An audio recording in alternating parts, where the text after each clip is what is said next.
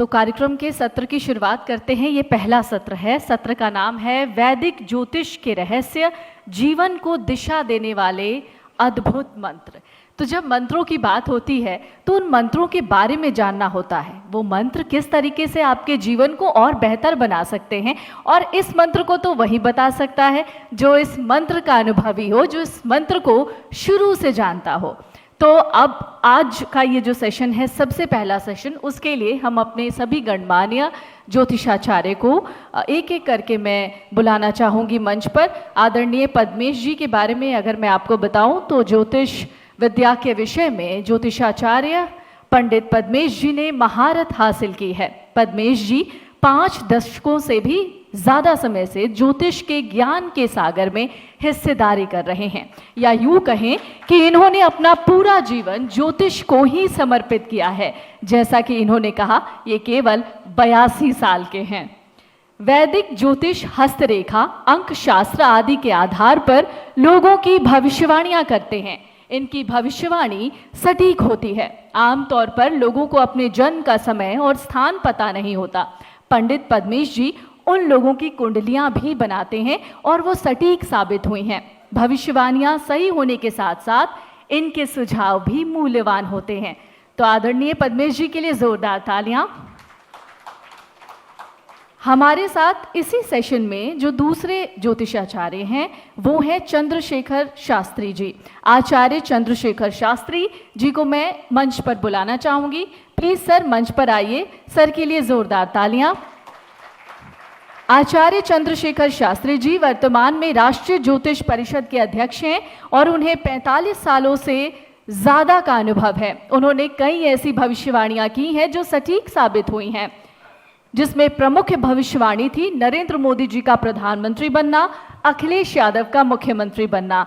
आदरणीय चंद्रशेखर शास्त्री सर के लिए जोरदार तालियां। इसी सत्र के लिए एक और खास मेहमान को मैं बुलाना चाहूंगी, लेखराज शर्मा जी। आदरणीय लेखराज शर्मा जी प्लीज मंच पर आइए। सर के लिए जोरदार तालियां।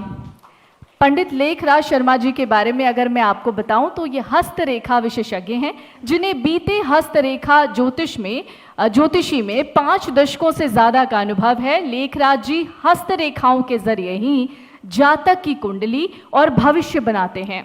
कंप्यूटर का दौर है, कंप्यूटर से आजकल कुंडलियां बन रही हैं, लेकिन इनमें एक बहुत बड़ी खासियत है। वो ना तो कंप्यूटर की मदद लेते हैं, ना किसी सॉफ्टवेयर की। वो कहते हैं आज के समय में 90% ज्योतिषविद सॉफ्टवेयर पर आश्रित हो गए हैं। इससे ज्योतिष विद्या का ह्रास हो रहा है।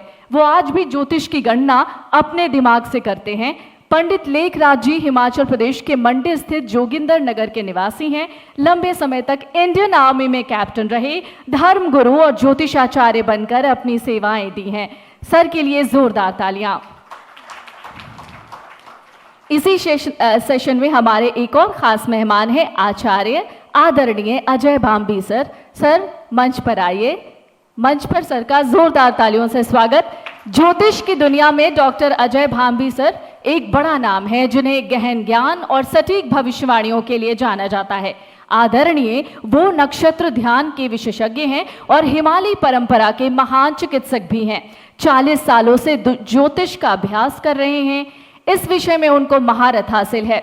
गुरु बृहस्पति के विषय में उनकी गहन रुचि है और इस सत्र में गुरु ग्रह के अनजाने रहस्यों की गांठ खोलेंगे। सर के लिए एक बार फिर से जोरदार तालियां। और इस सेशन का नाम एक बार फिर से जान लीजिए, वैदिक ज्योतिष के रहस्य, जीवन को दिशा देने वाले अद्भुत मंत्र। इस सेशन का मॉडरेशन करेंगी, इस सेशन की मॉडरेटर हैं सुप्रिया कंडवाल।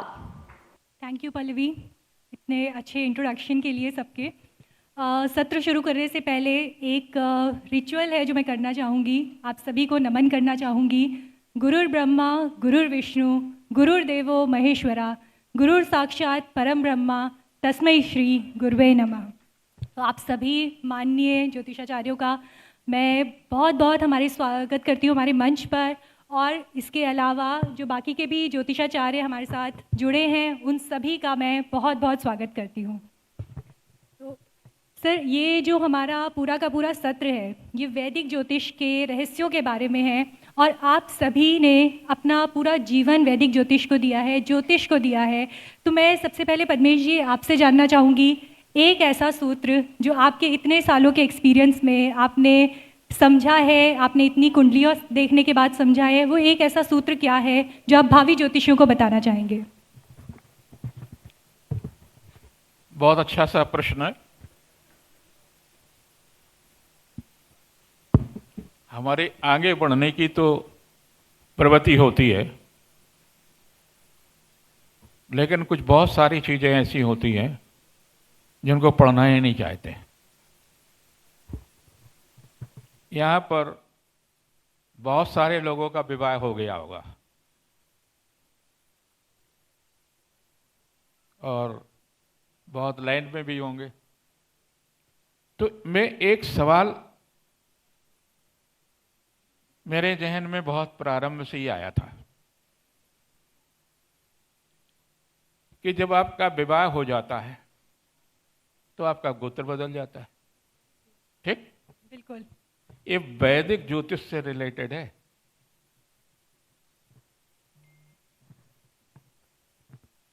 अभी बच्चे लोग जो संस्कृत विद्यालय के थे, उनको भी ये जानकारी बहुत जरूरी थी। जी। वो कौन सी ऐसी प्रक्रिया है जिसके कारण से आपका गोत्र कब और कैसे बदलता है।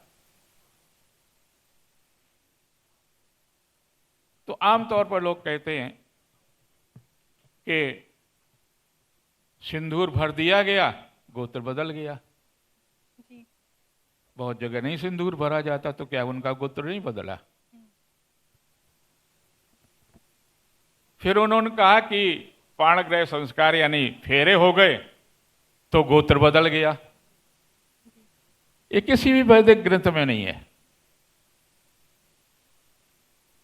तो फिर कहां से गोत्र बदलता? गोत्र तो बदलता ही है। इनका भी पत्नी का गोत्र कुछ रहा होगा, इनके यहां आ गई तो उनका बदल गया है। हमारे वत्स जी के यहां भी तमाम लोगों के यहां, और दूल्हे जी तो खैर दूल्हे जी हैं, इनका तो वो एक सूत्र है। जब विवाह के बाद पत्नी घर आती है तो ऐतरेय ब्राह्मण में कहा गया, ये वो ग्रंथ थे जो ऋषियों ने रचना की। जैसे मार्कंड ऋषि ने आपको दुर्गा जी दी, मार्कंडे ऋषि से पहले दुर्गा जी का कोई अस्तित्व नहीं था।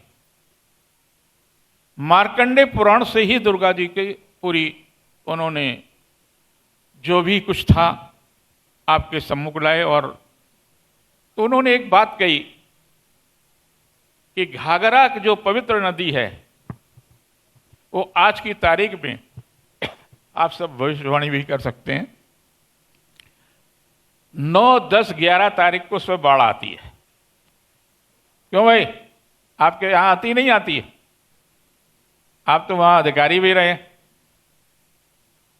पिछले 100 साल में आप देख लीजिए, हमेशा आती है। तो ऐसे जब आप ऋषियों के ग्रंथ पढ़ेंगे तो आपको वैदिक ज्योतिष का ऐसा सटीक प्रमाण मिलेगा।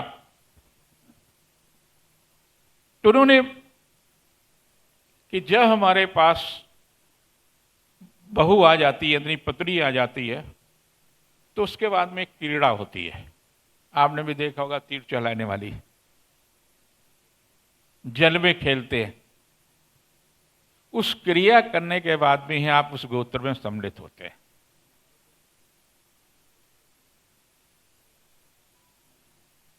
अब आप दूसरी चीज ले लीजिए जिसकी मैंने चोरी की है, और साहित्य में से, ग्रंथ से चोरी करना कोई बुरी बात नहीं है। वत्स जी बैठे हैं, बड़े विद्वान आदमी। रामचंद्र जी की कुंडली का विश्लेषण करते हैं। बिल्कुल। कर्क लग्न में उनका जन्म माना गया और उससे कहते हैं मंगल कारक है। उनके जीवन में मंगल की तमाम सारी घटनाएं होंगी।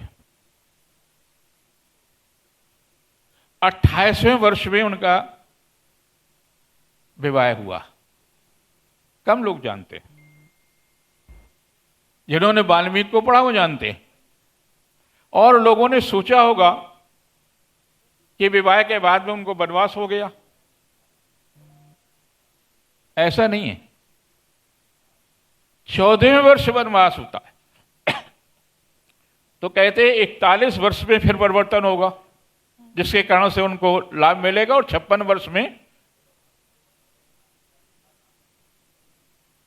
मुझे एक कुंडली, उन दिनों में देश के अंदर राजनीति में बड़ा, इंदिरा गांधी जी के यहाँ एक दुर्घटना हो गई, तो ये हुआ कि अब क्या होगा।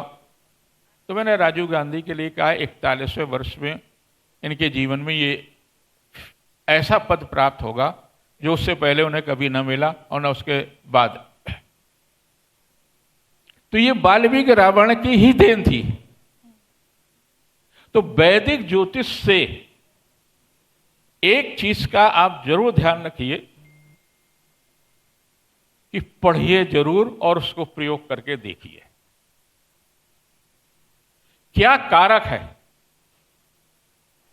किस लग्न में कौन सा ग्रह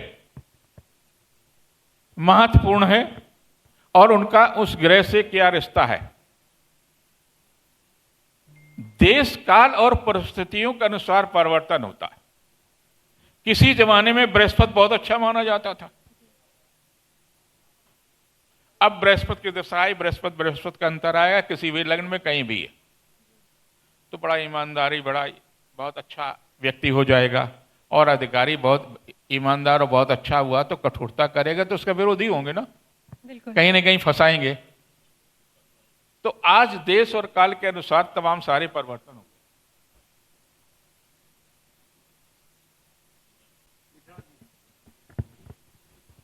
ठीक जी। पद्मेश जी, आपने श्री रामचंद्र की कुंडली के बारे में कहा, तो एक चीज़ मैं जानना चाहूँगी। कहा जाता है कि उनकी कुंडली बहुत परफेक्ट थी लेकिन फिर भी वनवास हो गया, इसके पीछे का क्या कारण है? उनको कई बार आलोचक ही कहते हैं, मुन वशिष्ठ से पंडित ज्ञानी शोध के लगन धरी। जी। जो ज्योतिष के विरोधी हैं। तो राम की कुंडली में 41 वर्ष से पहले राजयोग ही नहीं था, तो कैसे वो राजा हो जाते। और जब उनका राजयोग बना तो 56वें वर्ष में राजा बने। और 41वें वर्ष में अगर भगवान श्री राम वनवास नहीं गए होते तो एक प्रकार की संस्कृति का अंत नहीं होता। और वो संस्कृति उन्होंने का अंत किया, एक संस्कृति का अंत किया, एक व्यक्ति का नहीं अंत किया। एक ऋणात्मक ऊर्जा को समाप्त करने का संकल्प लिया, उसको समाप्त कर दिया धरती से। राम का राजा होना महत्वपूर्ण नहीं था। अगर वो राजा 41 वर्ष में हो जाते और वो संस्कृति को नहीं याद करते थे तो राजा राम के रूप में हम लोग याद करते। एक भारत का जो आदर्श श्री राम हैं, मर्यादा पुरुषोत्तम, तो नहीं होते। जी। तो अजय भाभी जी, मैं आपसे एक चीज़ जानना चाहूँगी। पद्मेश जी ने क्योंकि बृहस्पति के बारे में बात की है और आप क्योंकि बृहस्पति ग्रह पर बहुत ज़्यादा थीसिस कर चुके हैं, इतना रिसर्च कर चुके हैं, तो मैं ये जानना चाहूँगी कि बृहस्पति ग्रह जो है वो कुंडली के 12 भाव में क्या अलग अलग प्रभाव देता है, किस तरह के प्रभाव देता है। और अब जो बृहस्पति को लेकर बात की जा रही है कि वो अतिचारी हो गए हैं और सारी की सारी परेशानियाँ उनके ऊपर डाल दी गई हैं, वो किस हद तक सच है? बहुत बहुत धन्यवाद आपका। बृहस्पति जो है, जैसा कि हम जानते हैं उसके नाम से ही, बृहद धनपति, पूरे सौरमंडल का सबसे बड़ा ग्रह है और उसका एक अपना अस्तित्व है और उसका सब ग्रहों के साथ में अलग सा कनेक्शन है। अगर वो लग्न में बैठ जाए तो कहते हैं किम करोति ग्रह सर्वे यत्र केंद्रे बृहस्पति। अगर केंद्र में बृहस्पति बैठ जाए तो कहते हैं कि कुंडली के 100 दोष दूर कर देता है। ऐसे बृहस्पति के बारे में बोलते हैं। और बृहस्पति अलग अलग घरों में क्या करता है वो तो बता ही दूंगा, लेकिन आपको जानकर ताज्जुब होगा कि आजकल बृहस्पति अतिचारी है, और ये अतिचारी है 14 मई 2025 से, और यहाँ से ये अतिचारी रहेगा 2032 तक। उसके बाद में 4 साल ये नॉर्मल रहेगा 32 से 36 तक, फिर 36 से अगेन 8 साल के लिए अतिचारी होगा 42 तक, 2042 तक, फिर 2042 से लेकर 2046 तक ये नॉर्मल रहेगा, फिर 2047 से 2050 तक अगेन अतिचारी रहेगा। तो कहने का मतलब ये है कि अगर हम आज से देखें 2025 से लेकर 2050 तक, तो ये 20 साल डिफरेंट फेजेस में अतिचारी रहने वाला है। मेरी किताब भी आ रही है जो उसको बहुत जल्दी पब्लिश हो जाएगी। उस किताब का नाम है, इंग्लिश में है ये, अतिचारी Jupiter and new world order by 2050। 2050 में दुनिया कैसी होगी, 2050 में एआई कैसा होगा, हमारी जियोपॉलिटिक्स कैसी होगी, हमारे संबंध कैसे होंगे, हमारा धर्म कैसा होगा, हमारा इकोनॉमी कैसी होगी। इससे पहले इसी सेंचुरी में 2019 से लेकर 2022 तक बृहस्पति अतिचारी था डिफरेंट फेजेस में। तब हमने देखा कोरोना हुआ तो दो चीज़ों पे कोरोना ने इफ़ेक्ट किया। एक उसका इफ़ेक्ट था हेल्थ के ऊपर और दूसरा धन के ऊपर। ना तो व्यक्ति धन कमा रहा था, सारे व्यक्ति अंदर बैठे हुए थे, ऑनलाइन जो भी थोड़ा बहुत कर पा रहे थे। सरकारों के भी काम ठप हो गए थे, ना कोई प्लेन चल रहा था, ना कोई ट्रेन चल रही थी, ना कुछ चल रहा था। पूरी दुनिया में एक अजीब सा माहौल था। तो इस समय जुपिटर जो अतिचारी हो रहा है, तो इसका अटैक आपके धन पर है। It is attacking on your money. इसीलिए ट्रंप ने जो ये ट्रंप कर रहा है कि पूरी दुनिया टैरिफ लगा दिया। जब वो टैरिफ लगाएगा तो बाकी सब भी टैरिफ लगाएंगे। तो ये जो अटैक हो रहा है, ये धन का अटैक हो रहा है, और ये एक नई दुनिया को क्रिएट करने जा रहा है। तो ऐसी दुनिया जो हमने कभी देखी नहीं होगी, कभी हमने सुनी नहीं होगी। व्यक्तिगत असर तो ये करेगा ही, क्योंकि जब जुपिटर अतिचारी होता है या जुपिटर का मूवमेंट स्लो होता है तो ये व्यक्तिगत असर ना कर कर पूरे दुनिया पर असर करता है। महाभारत के समय जुपिटर 6 वर्ष के लिए स्लो मोशन में हो गया था। जब जुपिटर स्लो मोशन में होगा तब धर्म की हानि होगी, तब धर्म की हानि हुई थी। इसलिए भगवान कृष्ण कहते हैं कि यदा यदा ही धर्मस्य, जब भी धर्म की हानि होगी तब मैं वहाँ पर प्रकट होऊंगा। तो अब यहाँ पर दूसरा है, चूँकि फास्ट मोड में है तो हमारा सोच फास्ट हो रहा है। AI already taken over the world, AI यहाँ पर उसने पूरा कर लिया है, और हम अर्थ का जो धन है, धन पर अटैक हो रहा है। और आने वाले समय में हमको धन का इतना विकृत रूप दिखेगा। जितने भी युद्ध होंगे, अभी जब युद्ध हुआ था हिंदुस्तान पाकिस्तान का, तो किसी अखबार ने मुझसे पूछा कि कितने दिन युद्ध चलेगा, तो मेरा सब रिकॉर्ड में है। मैंने बोला 7 दिन से ज़्यादा नहीं चलेगा, क्योंकि सारे युद्ध धन के लिए हो रहे हैं। अब जो अब गाज़ा का युद्ध हो रहा है या इधर युद्ध हुआ इजराइल का, वो धन के लिए हो रहा है। जो अमेरिका या यूक्रेन और रशिया का युद्ध हो रहा है वो धन के लिए युद्ध हो रहा है। तो हमारा सारा अटैक धन पर है। और दूसरा अटैक है यहाँ जो धर्म में जो विकृतियाँ हैं वो समाप्त होने को हैं, और हम एक आध्यात्मिक युग में प्रवेश कर रहे हैं। आज से 2050 में हम में से बहुत सारे लोग होंगे, नहीं होंगे, मैं तो नहीं होऊंगा, ये तो मुझे मालूम है। लेकिन वहाँ आते आते एक दुनिया का नया स्वरूप बदल जाएगा। एक नई दुनिया में हम प्रवेश कर रहे हैं, और ये बहुत तीव्र गति से हो रहा है। क्योंकि जब हम कोरोना में थे तब हमने देखा कि 3 साल में दुनिया कैसे बदली। यहाँ तो 20 साल का पीरियड है। 25 साल के दौर में 20 साल जुपिटर अतिचारी रहने वाला है, और ऐसा कभी हुआ नहीं। पिछले 1000 साल का मैंने अध्ययन किया, वहाँ पर जुपिटर कभी अतिचारी हुआ नहीं था, और आगे आने वाले समय में होने वाला नहीं है। इसका मतलब यह है। और जुपिटर जो है, एक आपको और बात बता दूं कि हम चंद्रमा को शुभ क्यों मानते हैं। हमारे ऋषियों ने बोला चंद्रमा शुभ ग्रह है, और इसको हम पूजनीय मानते हैं कि जो चंद्रमा का साउथ पोल है, जिसका हम ध्यान नहीं देते। जो हमको लाइट आती है नॉर्थ पोल से लाइट आती है, साउथ पोल का हम ध्यान नहीं देते। साउथ पोल के ऊपर हर रोज सदियों से एस्ट्रॉइड्स और मीटरॉइड्स गिरते रहते हैं, इसलिए वहाँ पर क्रैटर्स हैं। तो क्रैटर्स वहाँ पर है। अभी हमारा चंद्रयान गया भी था वहाँ साउथ पोल पर, तो वो उसको रोकता है। जब अभी कुंडली के केंद्र में होता है तो बहुत सारी जो अशुद्धियाँ हो सकती हैं, बहुत सारे जो भूचाल आपकी ज़िंदगी में आ सकते हैं, उनका वो ध्यान रखता है। ऐसे ही जब जुपिटर और मंगल को हम अच्छा बोलते हैं, हम बोलते हैं जुपिटर और मंगल कुंडली में हो लग्न भी सूटेबल हो तो वहाँ पर उत्तम प्रकार का राजयोग पैदा होता है। उसका कारण ये है कि मंगल और गुरु का जो कनेक्शन है वो भी मीटरॉइड्स को रोकते हैं, क्योंकि जुपिटर का जो ग्रेविटेशनल पुल है और मैग्नेटिक करंट सबसे ज़्यादा है, सबसे ज़्यादा होने से वो उसको रोकता है। इसी तरह से जब सूर्य के साथ होता है जुपिटर, जब सूर्य के कक्षा में आता है, यदि गुरु जो है वो सूर्य की कक्षा से अलग चलता है, एक समय के बाद आता है। जब वो आता है तो रशियन वैज्ञानिक ने इसके ऊपर बहुत खोज की थी कि जब वो सूर्य को कक्षा में आता है तब सूर्य को खींचता है।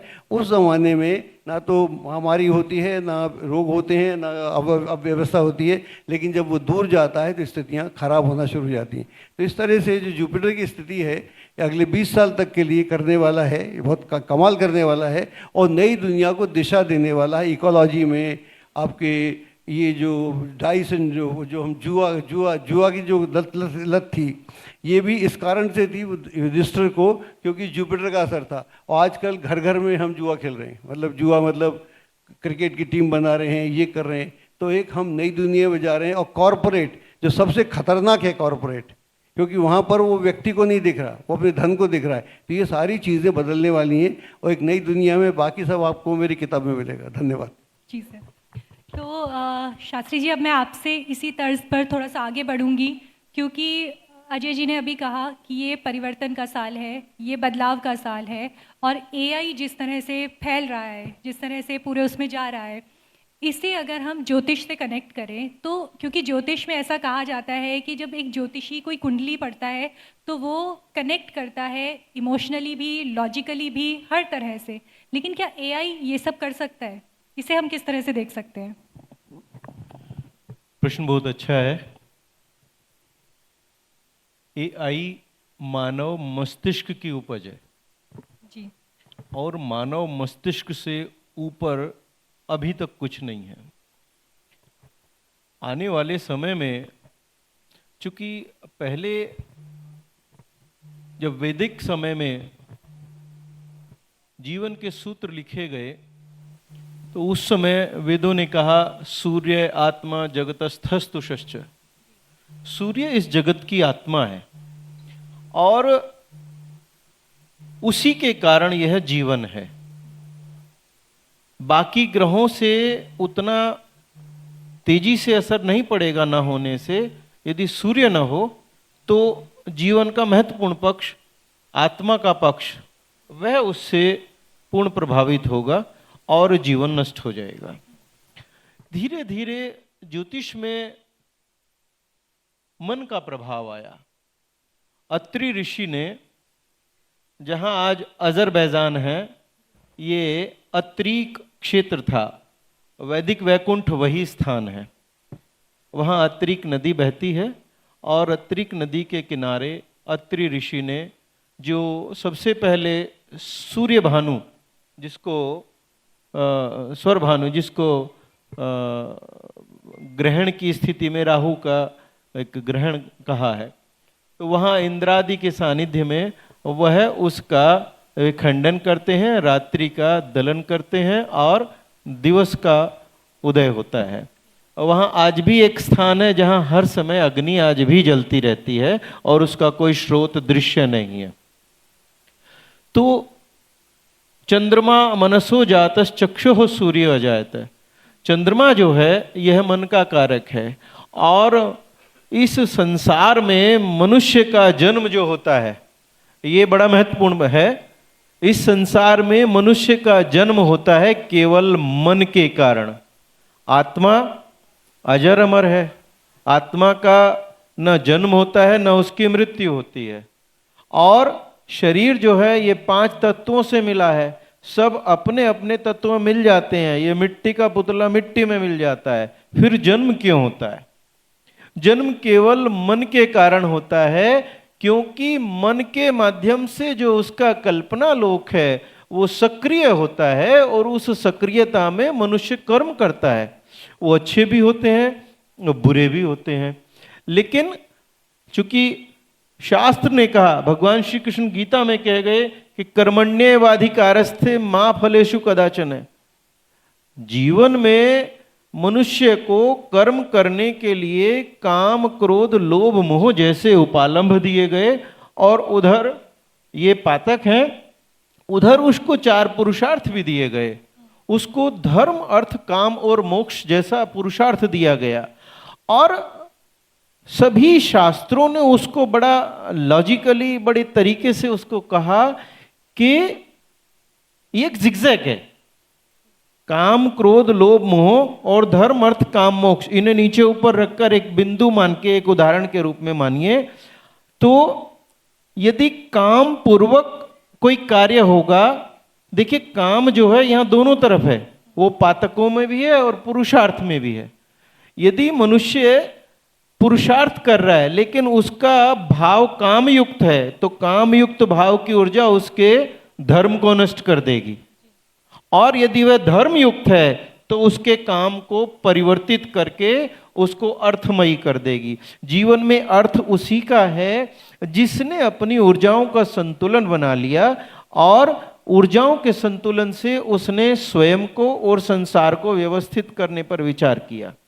इसलिए आज है क्या, ये विषयांतर हो जाएगा, ये चूंकि ये बहुत बड़ा है, आपके 10 ही मिनट है, तो जो आपका प्रश्न है उसी पर चलते हैं। कालांतर में मनुष्य ने वो तकनीकी जो ऊर्जा है, जिसे इलेक्ट्रॉनिकी कहें, इलेक्ट्रॉनिकी का परिष्कृत रूप जो है वो कंप्यूटर साइंस है। और कंप्यूटर साइंस जब आया तो यहाँ राहु एक्टिव हो गया। राहु को केवल शीश है, उसको शरीर नहीं है, तो शीश होने के कारण उसको शरीर का आभास नहीं होता, और इस आभास न होने के कारण वह भ्रम फैलाता है। वह लक्ष्य केंद्रित भी होता है लेकिन वह भ्रम फैलाता है। एआई उसी का एक अभी सामान्य रूप है। अगले 5 वर्ष में एआई बहुत अधिक परिष्कृत हो जाएगा, क्योंकि हम सभी लोग सिस्टम पर एआई सर्च कर रहे हैं, एआई से उत्तर मांग रहे हैं।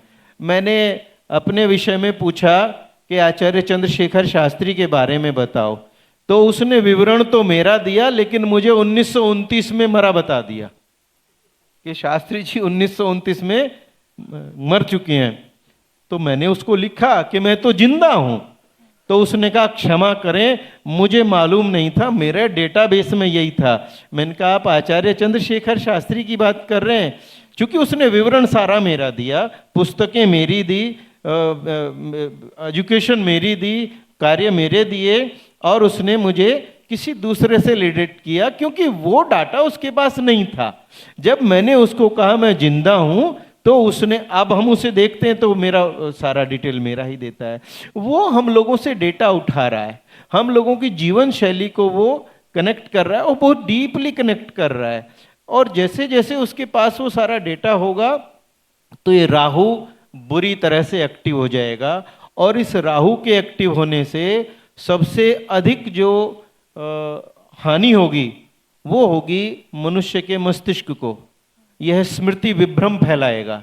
मनुष्य को अपने मित्रों के नाम याद नहीं रहेंगे, वो फोन से कनेक्ट करके ही मित्र को नंबर मिलाएगा, वहां लिखेगा, उसका नंबर उसे याद नहीं रहेगा, उसको विस्मृति विभ्रम होगा। ये तो अभी भी हो ही रहा है। लेकिन हाँ, मुझे याद पड़ता है, मैंने 2 ऐसे लोग देखे जो थे राजनीतिक, लेकिन वो इस मामले में बहुत ही गंभीर और बड़े महत्वपूर्ण थे।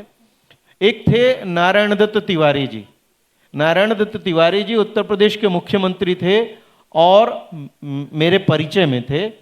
वो मुझे जब फोन करते थे या मैं उनको सामने कहीं दिख गया हूं, मैं कहीं कार्यक्रम में बैठा हूं, वो मंचस्थ है, तो वो वहां बैठे हुए आचार्य चंद्रशेखर शास्त्री जी को प्रणाम करते थे।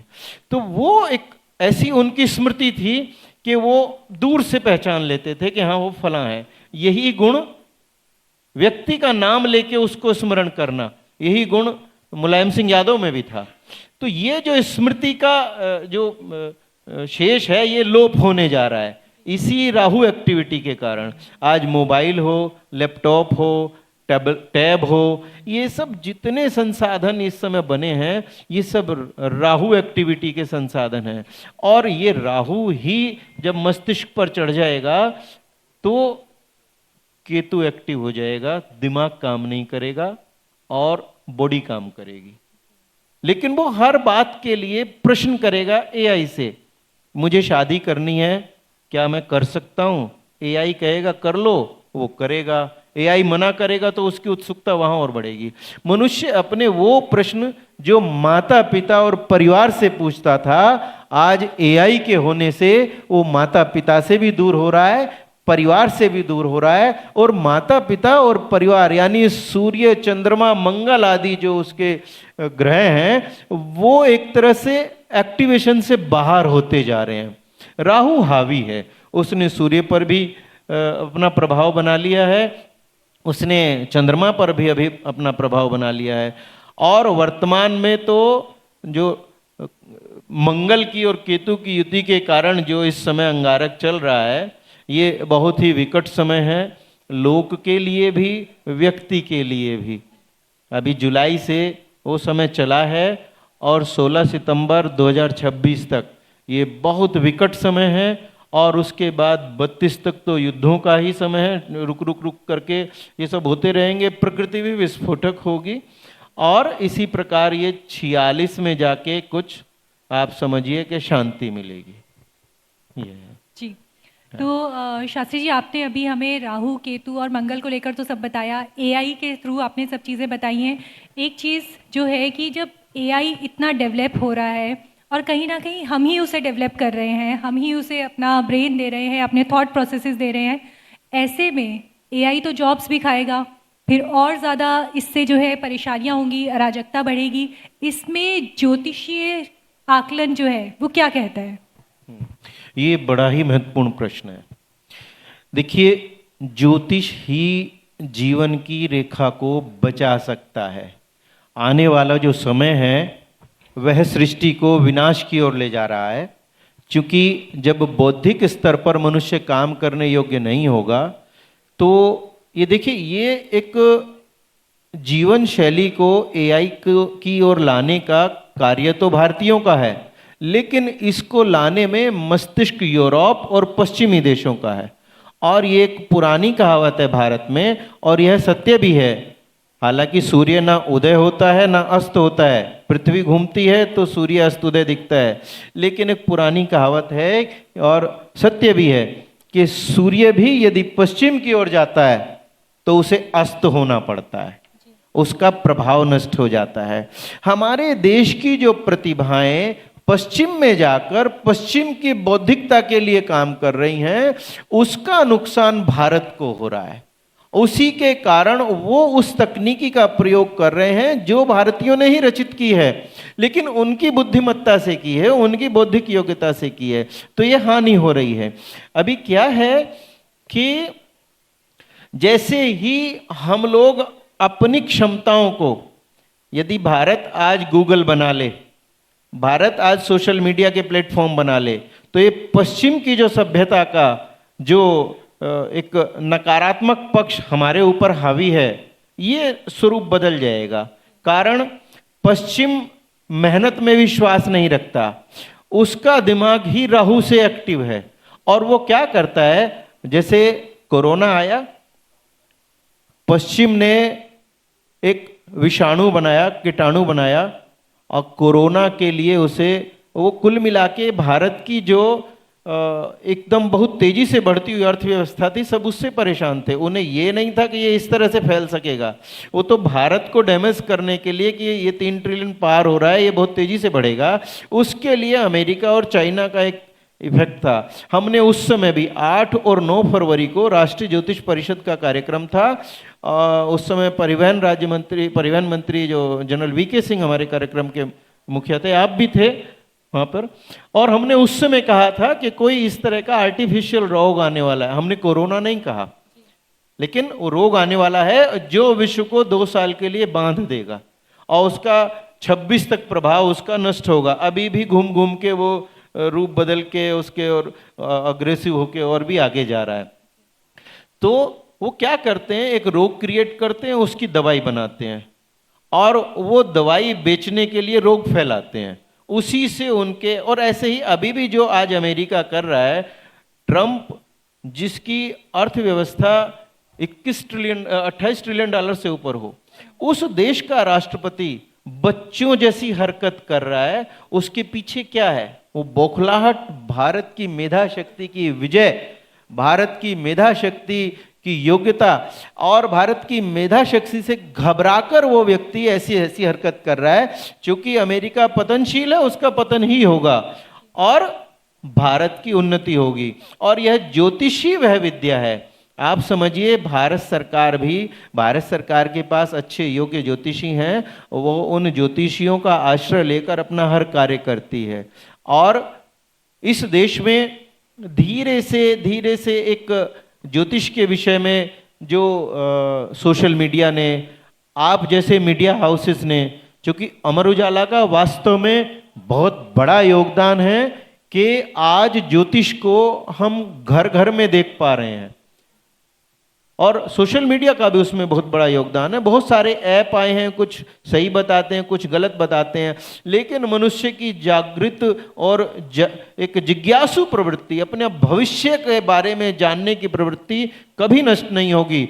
और एक दिन एआई जो आज रोबोट बना रहा है, अभी दूसरे ग्रहों से संचालित करके और प्रयास किया जा रहा है कि ये जो मिसाइल हैं ये एयर कनेक्टेड होके दूसरे उपग्रहों से संचालित हो जाए।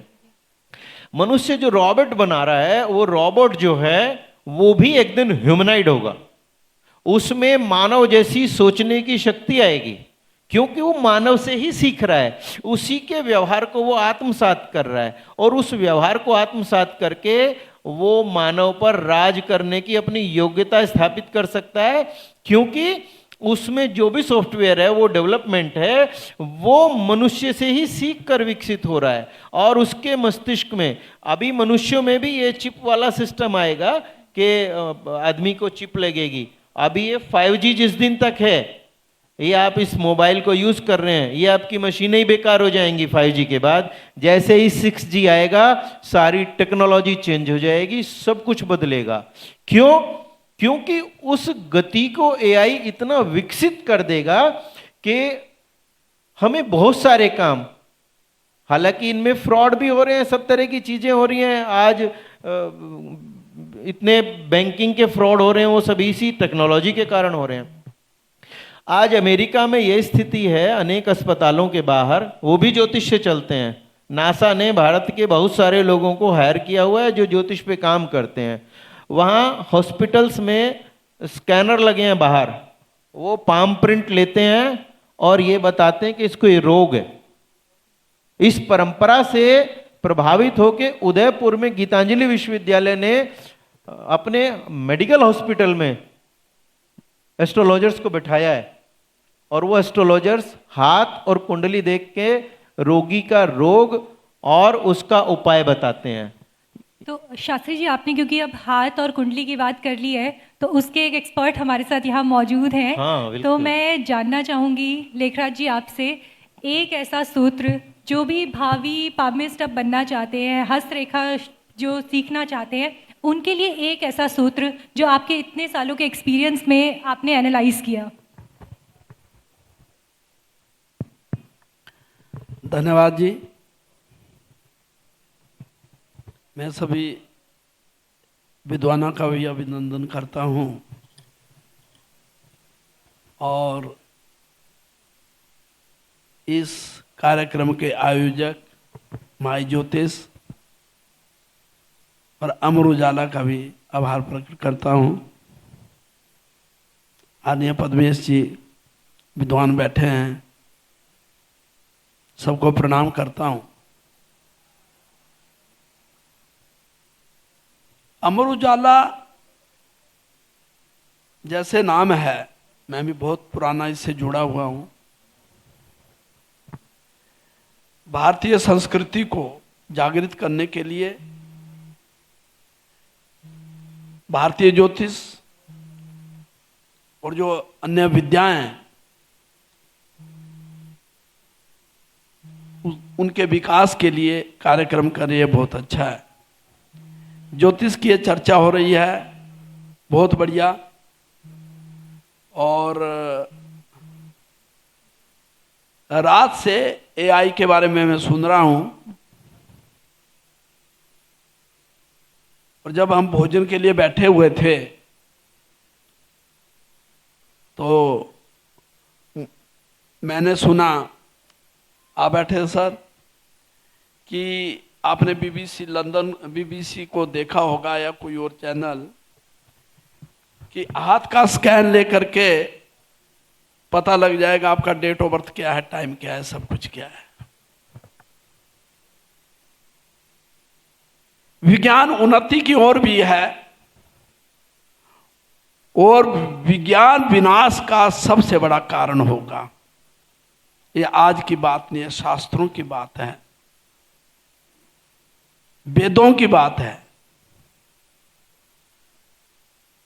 एक छोटी सी घटना, मैं भारतीय सेना से जुड़ा हूं, मैंने अस्त्र भी देखे हैं, शस्त्र भी देखे हैं, चलाए भी हैं।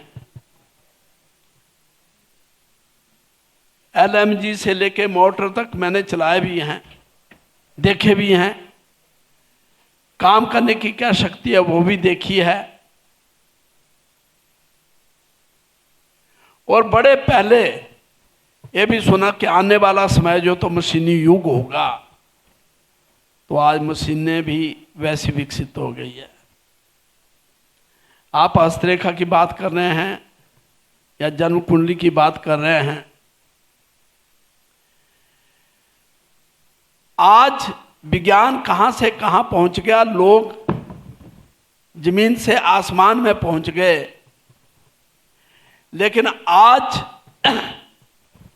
ऐसा शस्त्र अभी तक नहीं बना जिसकी चर्चा हम रामायण में भी करते हैं, कि छोटी सी आवाज वहां हुई और उस जो आवाज हुई, जो शब्द आया, यहां से छोटा सा एक बटन दबाया, शब्द वेदीवान बन गया और श्रवण को अपनी जान देना पड़ी। आज हम अपनी सीमाओं में देखते हैं कितने प्रहरी हैं, BSF है, इंडियन आर्मी है, SSB है, जगह जगह, या देश विदेश से ड्रोन उड़ रहे हैं, कुछ देख रहे हैं, लेकिन अभी तक ऐसी कोई चीज नहीं बनी है कि यहां से हम उसको रोक पाए। मनुष्य का मस्तिष्क अपने में एक बहुत बड़ा, हम कह सकते हैं कि इतना बड़ा एक खजाना है कि इंसान क्या से क्या नहीं कर पाता। बात AI पर आ गई, विज्ञान पर आ गई, या शरीर के लक्षणों में आ गई, या भारतीय ज्योतिष में आ गई, लेकिन मैं बस एक ही बात कहना चाहता हूं कि जब हम अपनी संस्कृति को भूल देंगे, इसमें कायम नहीं रहेंगे, अपने रिश्ते नातों को भूल जाएंगे, अपने संबंधों को भूल जाएंगे, तो ये मस्तिष्क हमारा बेकार हो जाएगा। आज मैं पहले बोल रहा हूं, ज्योतिष क्षेत्र में देखें, आज इन मशीनों के द्वारा, मोबाइल के द्वारा, इन प्रोग्रामों के द्वारा देश में ये विकास हुआ है। एक ज्योतिषी की जगह पर 20 ज्योतिषी पैदा हो गए हैं। ज्योतिष घटा नहीं है, ज्योतिष बढ़ा है। ज्योतिष में श्रद्धा वाले भी बड़े हैं, बड़े बड़े नेता, अभिनेता सब ज्योतिष पर विश्वास करते हैं। लेकिन एक दुख की बात है कि ज्योतिष को या ऑकल्ट साइंस को जो दर्जा भारत जैसी भूमि में मिलना चाहिए वो आज तक नहीं मिल पाया है, जिसके लिए हम सब लोग भी डिजर्व करते हैं। तो कंप्यूटर बढ़ जाए, विज्ञान बढ़ जाए, जब जब तक मनुष्य का मस्तिष्क चलता रहेगा तो साइंस भी बढ़ेगा। लेकिन एक दिन शास्त्री जी ने कहा कि हमारा मस्तिष्क जो है काम करना बंद कर देगा।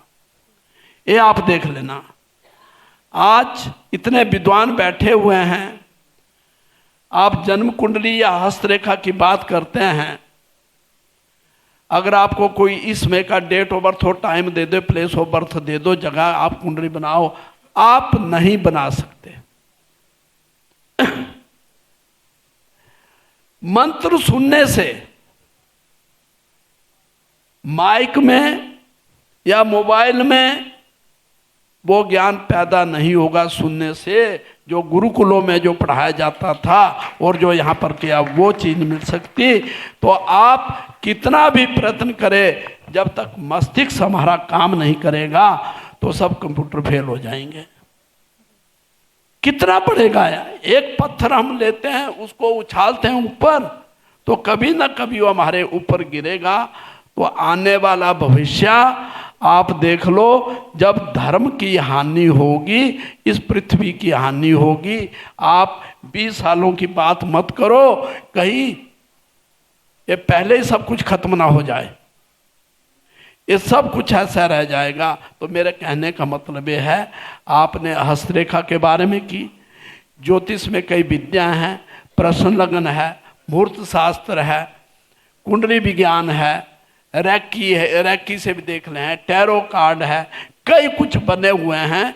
लेकिन मैं एक ही बात कहता हूँ, जहाँ पर हमारी आस्था और विश्वास होगा वहीं हमें सफलता मिलेगी, जहाँ हमें लगन होगी वहाँ पर मिलेगी।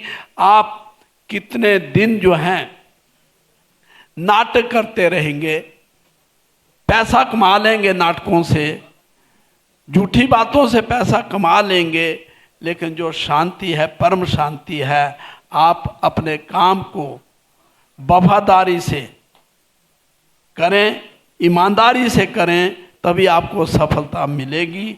मैं धन्यवाद करता हूँ इस अमर उजाला का, इन विद्वानों का, आप लोगों का, कि आप भारतीय संस्कृति को कायम रखने के लिए, बचाने के लिए अनवरते प्रयास करते हैं।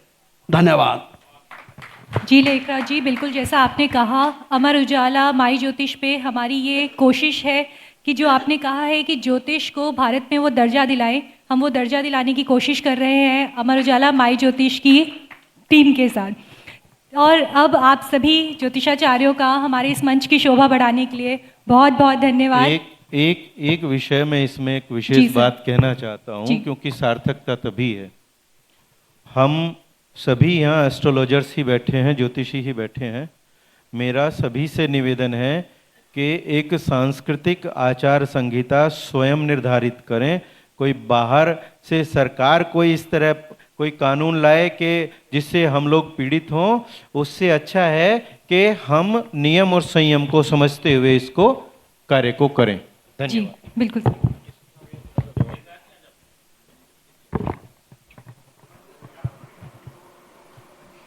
बैठ जाओ, बैठ जाओ। अभी हम इसका एक, दुनिया में दो सत्ताएं, एक जनसत्ता और दूसरे सत्ता, और दोनों ही माध्यम सशक्त माध्यम है।